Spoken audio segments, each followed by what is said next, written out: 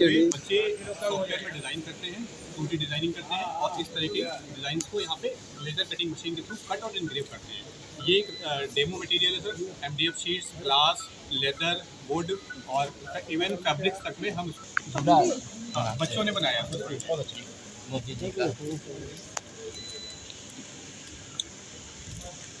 बहुत अच्छा।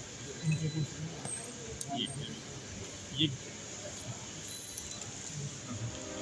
कानपुर के पांडु नगर स्थित राजकीय औद्योगिक प्रशिक्षण संस्थान ITI में टाटा ग्रुप द्वारा स्थापित अत्याधुनिक मशीनरी और रोबोटिक सिस्टम लैब का निरीक्षण करने सांसद रमेश अवस्थी पहुंचे। इस दौरान उनके साथ संस्थान के प्रिंसिपल हरीश कुमार मिश्रा भी मौजूद रहे। रोबोटिक रेस्टोरेंट आपने कॉन्सेप्ट देखा होगा। एक रेस्टोरेंट में आप बैठे, एक रोबोट एक जगह पे आ रहा है, सभी टेबल्स पे खाना लेके पहुंच रहा है। ये उसका एक प्रोटोटाइप है सर। ये इसके लिए बेस लाइन बनी हुई है। ये उसी लाइन को फॉलो करते हुए उसी पाथ को फॉलो करेगा। ये टेक्नोलॉजी वही है। ये भी टाटा टेक्नोलॉजी सारा टाटा। निरीक्षण के दौरान सांसद ने संस्थान की प्रगति, सुविधाओं और विकास से संबंधित विभिन्न बिंदुओं पर प्रिंसिपल मिश्रा के साथ विस्तृत चर्चा की। कई डिफरेंट टाइप ऑफ एक बार कोडिंग में ये हमारा कंट्रोलर है सर। ये ऑपरेटिंग सिस्टम के पास है करके इसको रन करेंगे। जल्दी ये हमारे यहाँ पे यूज करता है वो सांस की बीमारी वगैरह कई। सांसद रमेश अवस्थी ने इस अवसर पर कहा कि कानपुर का यह राजकीय ITI न केवल एक शैक्षणिक संस्थान है बल्कि शहर की एक समृद्ध विरासत भी है।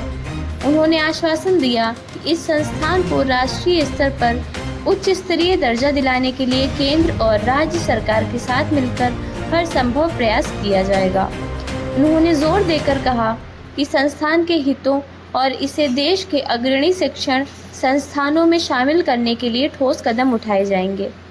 प्रिंसिपल हरीश कुमार मिश्रा ने सांसद के दौरे और उनके सकारात्मक दृष्टिकोण की सराहना करते हुए कहा कि इस तरह के प्रयास संस्थान के विद्यार्थियों और शिक्षकों के लिए प्रेरणादायी हैं। कानपुर के राजकीय ITI टाटा ग्रुप द्वारा स्थापित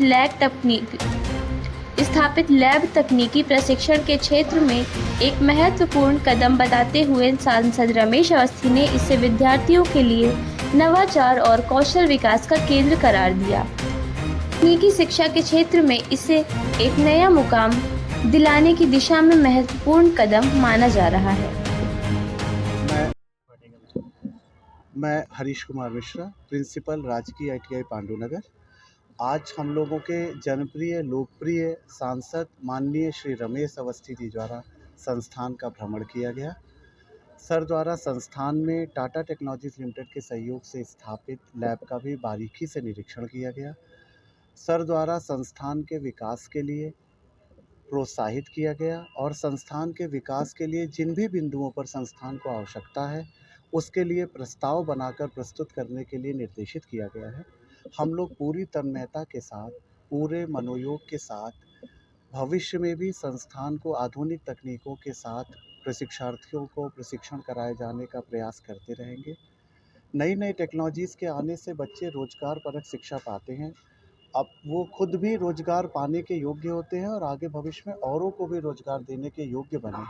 इस उद्देश्य के साथ हम सभी लोग प्रयास कर रहे हैं।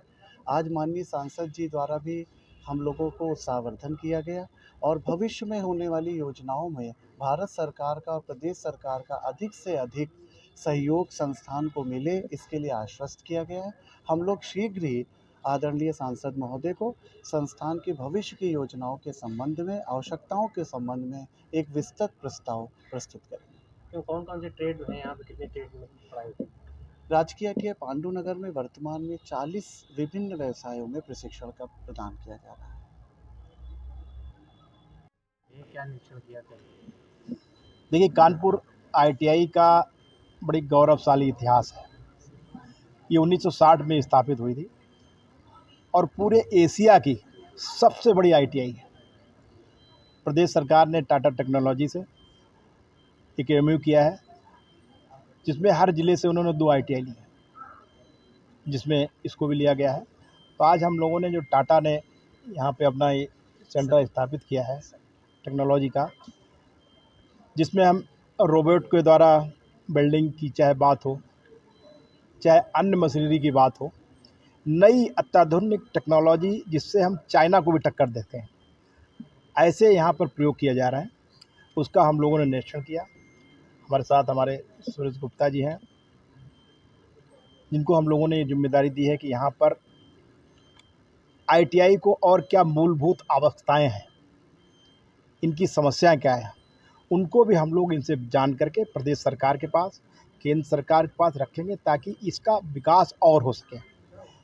क्योंकि बहुत ये हमारी ITI कानपुर की सिर्फ ITI एक संस्थान नहीं है, बल्कि हमारी कानपुर की विरासत है, बल्कि ये देश की विरासत है।